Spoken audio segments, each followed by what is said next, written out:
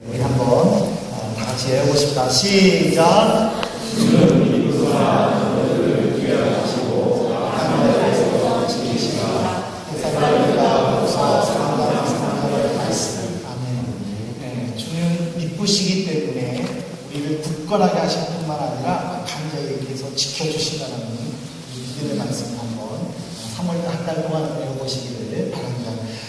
우리 이런 고백을 좀 한번 해봤습니다. 한번 해보십시다.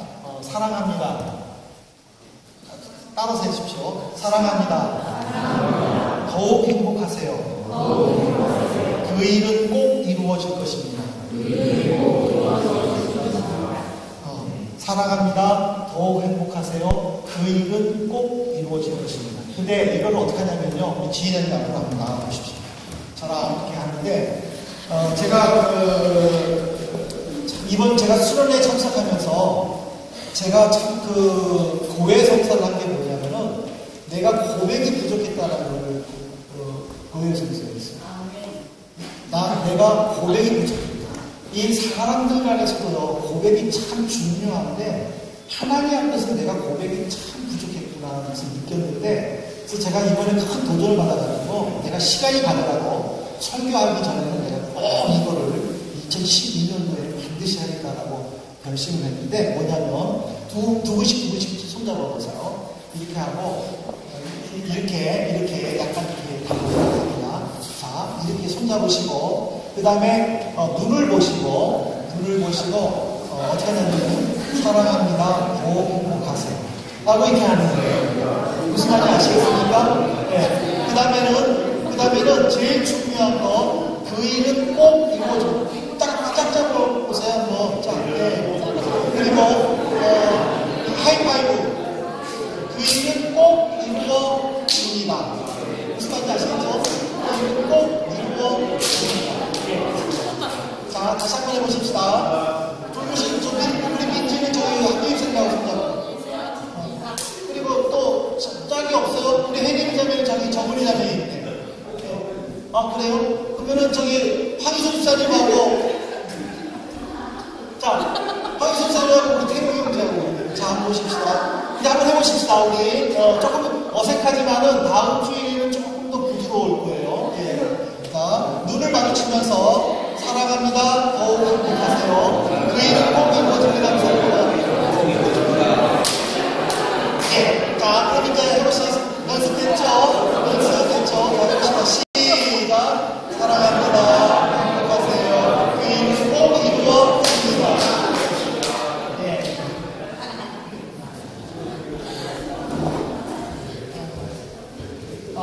참 이 고백이 중요한 거예요. 고백이. 내가 어떤 고백을 하느냐에 따라서 그 고백이 내게 이루어진다는 거예요. 근데 우리는요, 연애할 때는 남자친구나 여자친구한테, 여친한테, 남친이나 여친한테 좋아한다, 사랑한다는 말을 참 듣고 싶어요. 근데 말을 안 해요. 상대방이 해주기를 먼저 바래요. 그러면서 남친이 안 해주면은 못됐다고 그러고, 친구들한테 욕해요. 또 여친이 안 해주면은 참 도다다가면서 막 욕해요. 근데 내가 안 해요. 그렇잖아요? 부부 간에도 보면요, 사랑한다는 말을 참 신혼초에는 했어요. 근데 지금은 하려고 하니까는 탁살보다.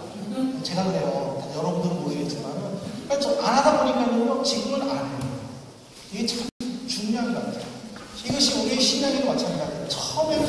처음 예수님 믿었을 때는 얼마나 기뻤어요. 그래서 그냥 예수님, 그냥 하나님, 그리고 늘 고백하지만은 지금 신앙생활 하면서 내가 얼마만큼 매 순간, 매일 하나님 눈 앞에서 고백한다면 주님은 나의 그리스도시다.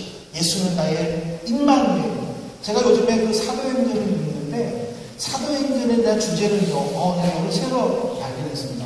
사도행전의 주제는 뭔지 아십니까? 예수는 그리스도라고. 제자들이 부활하시는 예수를 증거하는데 예수는 그리스도다. 저는 이번에 오늘 사도행전을 어제 그제 읽으면서요, 굉장히 도전을 받았어요. 제자들이 베드로가 예수는 그리스도다 했고 바울 사도도 예수는 그리스도다 했고, 그게 고백이에요. 우리가 고백하면서 생활하는 것이 얼마나 중요한가. 저는 그래서 이 고백을 할 때 필요한 것이 뭘까 고민하다가 그것은 용기구나라고 생각을 했어요. 용기 있는 자는 고백을 할 수 있는 거예요. 용기가 없으니까 고백을 하고 싶어도 그저 바라만 보고 있지가 되는 거예요. 근데 세상이 말하는 용기와 교회에서 말하는, 말씀에서 말하는 용기가 틀리다라는 거예요. 세상에서의 용기는 뭡니까? 말씀을 자신의 생각을 당당하게 말하면서 불의에 맞서 싸우고 자신이 한 말에 대해서 끝까지 책임을 지는 사람은 세상에서는 용기 있는 사람이에요. 그래서 그들을 영웅시합니다. 물론 세상에는 이런 사람들이 많이 나와요. 아닌 것은 아니라고 분명하게 말할 수 있는 그 용기는 정말 필요해요. 그러나 성경은 이런 사람을 향하여 용기 있는 사람이라고 말하지 않았어요. 성경은 뭐라고 말을 했느냐? 그것을 바울 사도를 통해서 잘 보여주는데, 바울 사도는요 어떻게 했냐면은 자신의 부족을 솔직하게 시인하고 주변에 있는 사람들에게 자기를 위하여 기도 부탁하면서 겸손함을 일치를 하면서, 이것이 바로 용기 있는 사람이라는 것을 바울은 친히 보여주었어요. 세상에서는 당당하게 그것은 잘못이다라고 말하면서 개혁을 외치는 것이 용기라고 하고 그런 사람들을 영웅으로 만들지만은, 교회에서는 그런 사람이 용기 있는 사람이 아니라 내 잘못을 먼저 끄집어내고 내 부족을 먼저 시인하면서 다른 사람들에게 내 부족함을 하나님으로부터 채움 있게 해달라고 기도 부탁하는, 그러면서 겸손함을 잃지 않는 사람이 용기 있는 사람이라고 했어요. 여러분, 세상의 잣대를 보면 바울 사도는요 당당한 사람이었습니다. 그는 가마리엘 밑에서 배웠습니다. 그리고 길리기아라는 큰 성읍에서 태어났습니다. 그는 율법을 열심으로 배웠습니다. 그는 예수는 메시아다라고 말하는 그 사람들을 이 세상에서 없애야 된다는 사명감을 가지고 예수 믿는 사람을 핍박하는 데에 앞장섰던 사람이었습니다. 이 일로 말미암아 대제사장에게 인정까지 받았던 사람입니다. 그리고 그는 담메색에 지금 가서 예수 믿는 사람을 붙잡아 와도 좋다라는 그 승인서를 받고 지금 담메색으로 가고 있는 중이었습니다. 여기까지 보게 되면 그는 굉장한 사람이었습니다. 그는 당당한 사람이었습니다. 그러나 그는 그 담메색 도상에서 하나님을 만났습니다. 나는 내가 핍박하는 예수다라는 그 말 한마디에 그는 완전히 변했습니다. 그리고는 자기를 죽이려고 했던 많은 유대인들을 정면으로 맞서지 않고 오히려 자기가 알고 지내는 모든 성도들에게 나의 연약함을 기도해달라고 그는 고백했다라는 사실입니다. 오늘 저는요 이 바울 사도를 통해서 정말 용기 있는 사람, 전 다시 한번 생각하게 보게 됩니다. 내가 어떤 사람이 될 것인가, 그것은 굉장히 중요한 것 같아요. 우리가 나의 어떤 좋은 모습들, 내가 완벽한 모습들을 보여주기 위해 노력하는 것, 그건 나쁘지 않습니다. 그거는 당연히 있어야 됩니다. 또 그렇게 해야만 되고요. 하지만 내 부족을, 나의 연약함을 솔직하게 내세울 수 있을까? 그것을 입으로 시인할 수 있을까? 우리는 거기에 대해서는 한번 깊이 묵상해 보아야 될 것입니다. 그러면 바울은 데살로니가 교인들에게 무엇을 기도 부탁했는가? 두 가지를 한번 살펴보도록 하겠습니다. 첫 번째로는 1절인데 주의 말씀이 각 사람에게 빠르게 전달되되 영광스럽게 해달라. 이것이 바울의 첫 번째 기도 부탁이었습니다. 바울 사도는 복음을 전하고 싶었어요. 한 사람이라도 더 예수님께로 돌아오게 하고 싶었어요. 그러나 당시의 상황은 빠르게 움직일 수 있는 상황은 아니었습니다. 그런데다가 또 그 당시에는 바울을 반대하는 사람들이 사사건건 쫓아와서 방해하고 괴롭혔던 그 시대였습니다. 그래서 바울은 그런 상황 속을 딛고 일어서기 위해서 성도들에게 복음이 영광스럽게 해달라고 기도 부탁을 했습니다. 이것은 사람들에 의하여 방해받는 것이 아니라 오히려 그 방해를 뚫고 일어나서 오직 예수 그리스도만이 영광스러워지고 그리고 모든 사람들이 그것을 체험해지기를 그런 원하는 바울의 간절한 마음이라는 사실입니다. 오늘 우리는 이 말씀을 통해서 주님이 우리에게 기도의 내용을 가르쳐 주신 것을 다시 한번 생각해 보게 됩니다. 마태복음 13장 23절을 한번 보시기 바랍니다. 마태복음 13장 23절에 보면 좋은 땅에 뿌리었다는 것은 말씀을 듣고 깨달은 자니 결실하여 혹 100배, 혹 60배, 혹 30배가 되느니라. 우리는 단순히 예수 믿으세요라고 전하는 것으로 만족해서는 안 된다는 사실입니다. 그 전파된 말씀이 각 사람의 심령에 떨어져야 될 뿐만 아니라 그것이 열매로 나타나야 된다는 사실입니다. 구원의 증거, 구원의 사실이 이 열매 속에 나타나는 것입니다. 오늘 주님께서도 우리가 분명한 목적 속에서 복음을 전도할 때에 단순히 나는 복음을 전파해서 그것이 아니라 그 전파된 말씀이 그들의 심령 속에 박힐 수 있도록 우리는 먼저 기도해야 될 것을 가르쳐주는 말씀입니다.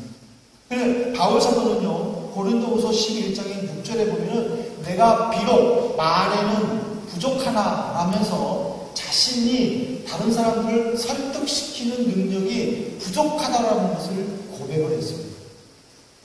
그래서 그는 더욱더 자기의 복음을 듣는 사람들에게 하나님의 영광이 나타나도록 기도 부탁을 했다는 사실입니다.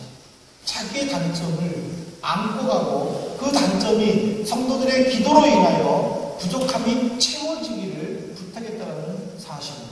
두 번째로는요, 부당하고 악한 사람에게서 건져달라고 2절에서 기도했습니다. 바울이 복음 전하는 곳곳마다 어려움이 있었습니다. 아픔이 있었습니다. 해방이 있었습니다.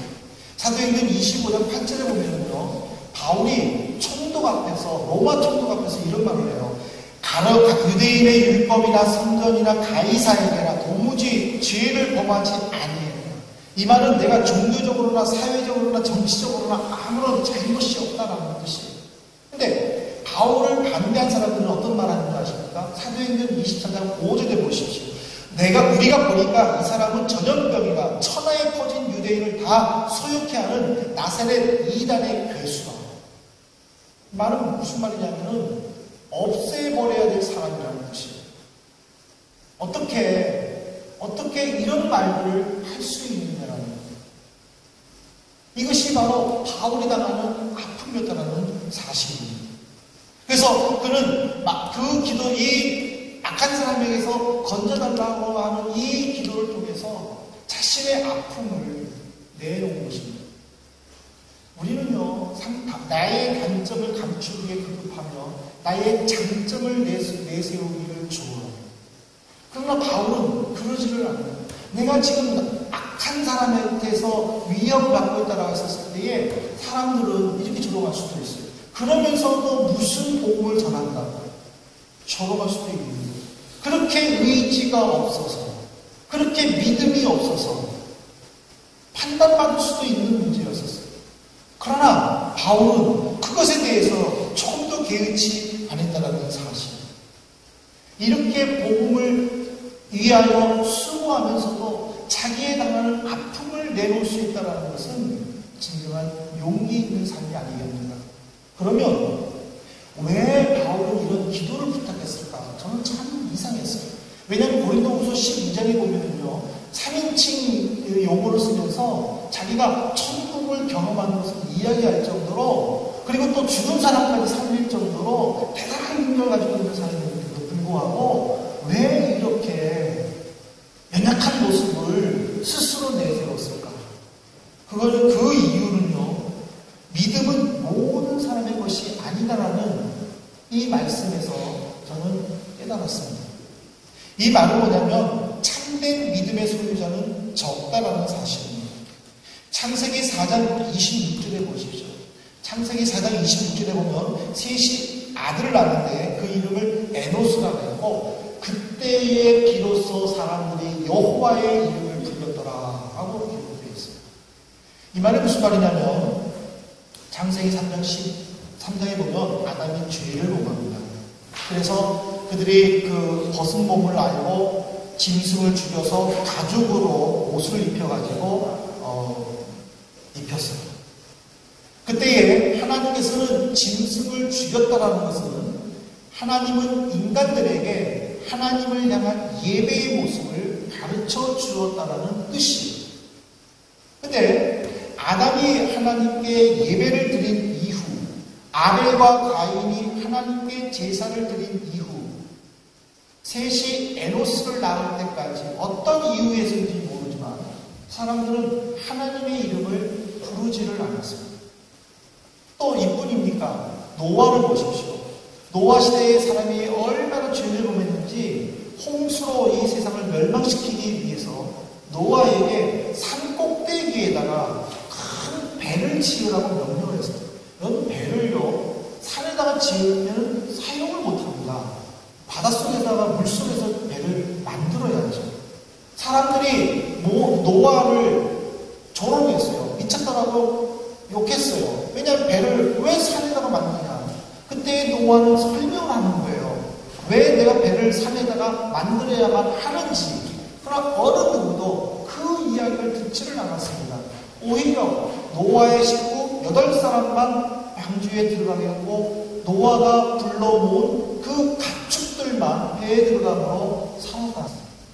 이뿐입니까? 모세가 60만 명이나 되는 대장정을 애굽에서 이집트에서 탈출시켜서 홍해강을 건너서 광야로 가서 지금에 있는 고대 근동지방에 향하여 여행 갈 때에 40년의 그 여행 기간 속에서 60만 명이나 되는 그 해방 1세대들이 다 죽었습니다. 그들이 하나님을 의하여 믿음을 가지고 이집트에서 나왔었을 때에는 이제 우리는 하나님이 약속한 땅에 갈 수 있다는 그 믿음의 확신 속에 걸어갔지만은, 그러나 그들은 가는 여정 속에서 하나님을 믿지 않고 불평하고 모두 다 죽고 여호수아와 갈렙 2사람만 살아남았습니다. 뿐만 아닙니다. 하나님은 예수님을 포기할 정도로 이스라엘 백성들을 사랑하셨습니다. 그러나 어느 누구도 예수 그리스도의 마음을 믿지를 않고 십자가에 못 박아 죽였습니다. 그리고 제자들이 부활하신 예수는 그리스도라고 증거했지만은 회개하지 않는다는 사실. 오히려 제자들까지도 핍박하고 죽이려고 했다는 사실입니다.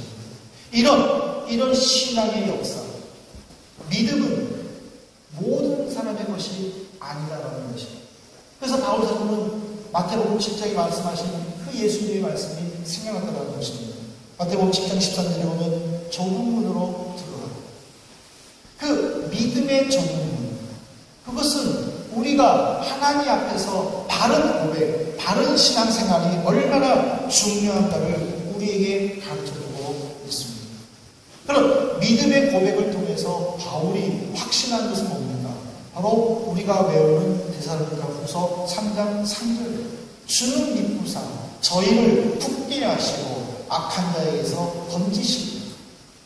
하나님은 우리가 믿음의 고백 속에서 내 연약함을 하나님의 은혜로 기도 속에 채용을 받을 때에 우리를 굳건하게 하시는 것뿐만 아니라 악한 자에게서 우리를 건져주신다는 사실입니다. 이런 믿음의 확신 속에서 하나님을 찬양하고 하나님을 기뻐해야 된다는 것을 가르쳐주고 있습니다.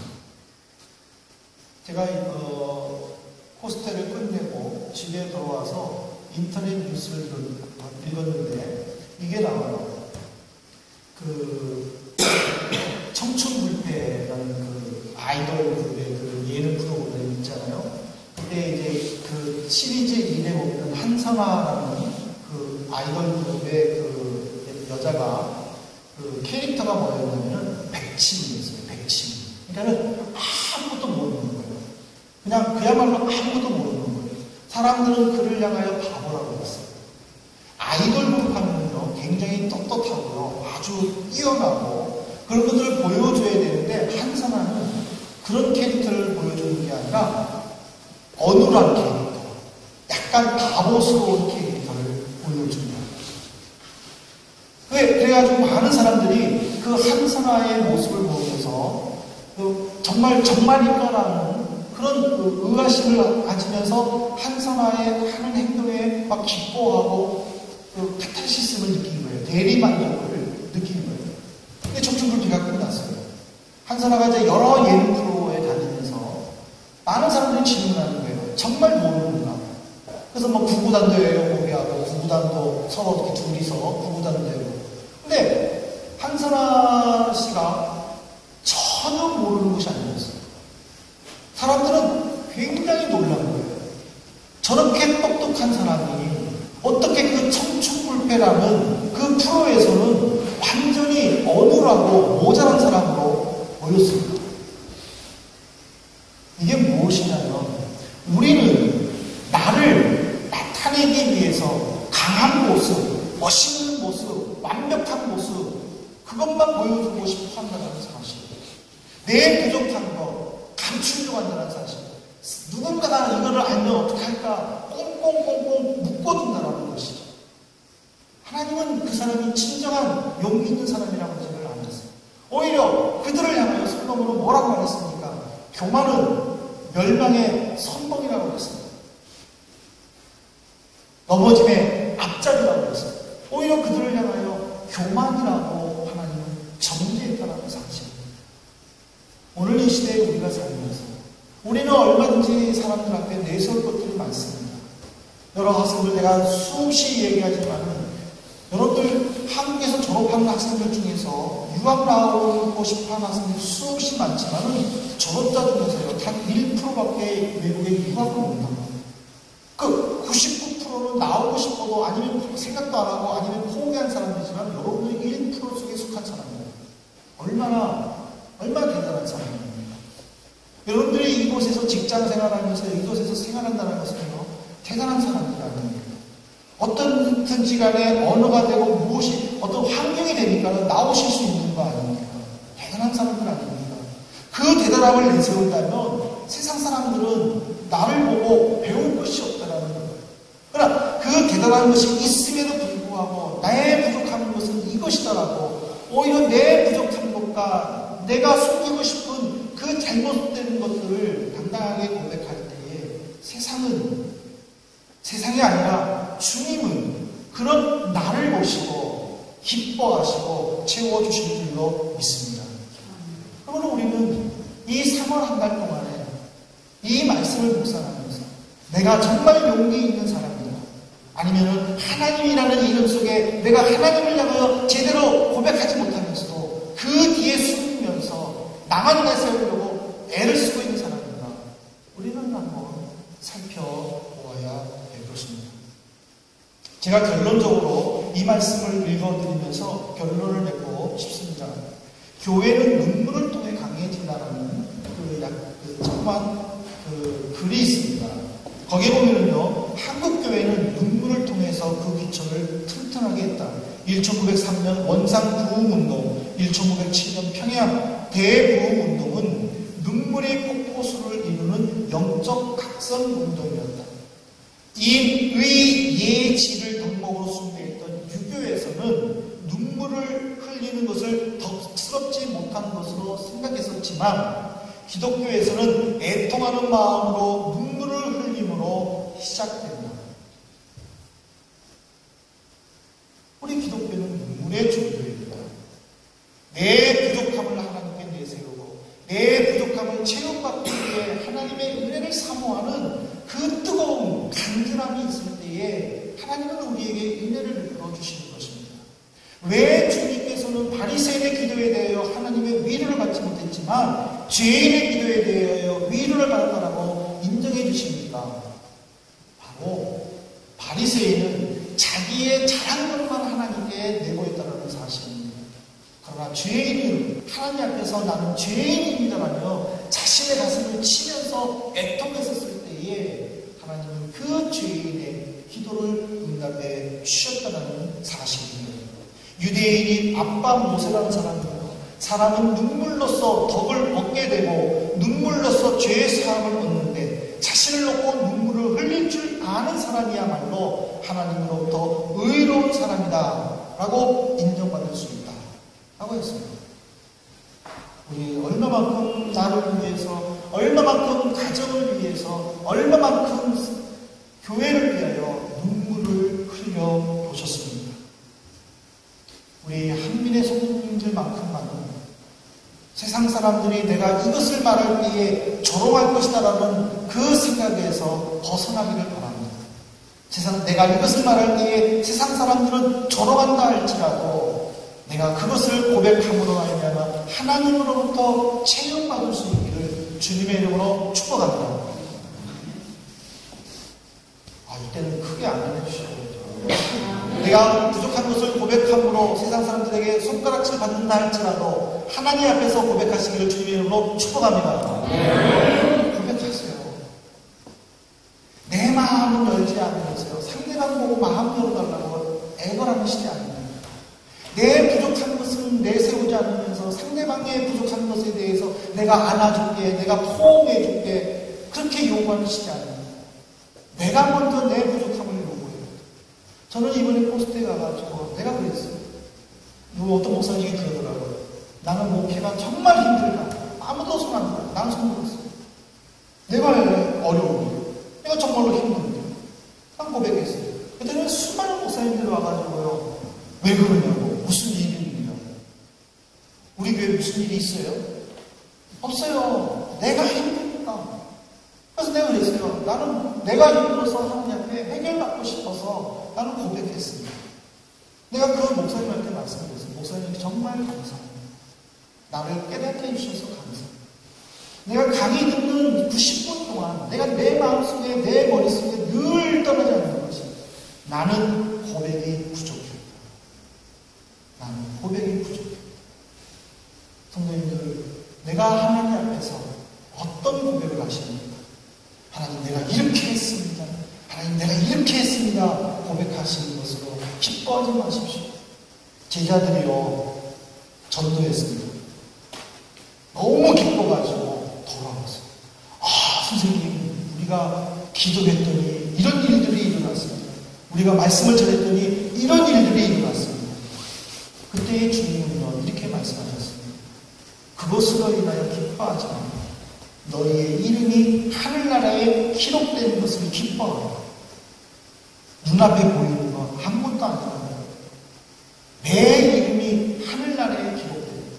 그 기록됨에 너무 감사해서 예수는 나의 그리스도이시요 예수는 나의 임마누엘이십니다라고 고백하는 그 고백이 하나님이 기뻐하시고 하나님이 듣고 싶어 하시는 고백이라는 사실. 이 고백은 용기 있는 자만이 할 수 있다는 것을 모두 깨달으시기를 바랍니다. 우리 일주일 동안 고백하십시오. 내 연약한 것, 내 부족한 것. 바울 사도처럼 자기를 내세울 수 있는 것이 수없이 많았음에도 그런 것들에 대해서는 입당하고 오히려 나는 이런 아픔이 있다, 나는 이런 어려움이 있다, 이런 것들을 해결하고 싶다라고 자기의 부족을 나타내고 고백하고 기도 부탁했던 바울을 내 롤 모델로 삼는 주님으로 축복합니다. 기도하시겠습니다. 하나님 아버지, 나는 사람들 앞에서 어떤 사람들이었습니까? 나의 잘한 것들을 보여주면서 인정받고 싶었습니까? 아니면 나의 부족한 것을 고백하면서 하나님의 은혜를 사모한 사람이었습니다. 내 마음을 열지 않으면서 상대방에게 마음의 문을 먼저 열어달라고 요구하지는 않았습니다. 내 부족한 것과 연약한 것은 꽁꽁 감추면서 상대방에게는 내가 안아줄게, 내가 이해해줄게, 내게 말해달라고 먼저 말하지는 않았습니다. 바울 사도는 사람들 앞에서 자기의 강한 모습, 정말 멋있는 모습들을 내세울 것들이 너무나도 많았지만 그런 것에 대해서는 침묵하면서 오히려 자기의 부족한 것을 내세우며 고백하였는데, 이 말씀을 들은 우리 한민의 모든 성도들에게 임재하여 주시어서 우리 또 나의 부족을 먼저 고백하면서 하나님으로부터 채용받는 것에 기뻐하는 저희들이 될 수 있도록 지켜주옵소서. 예수 그리스도 이름으로 기도 올리옵나이다. 아멘.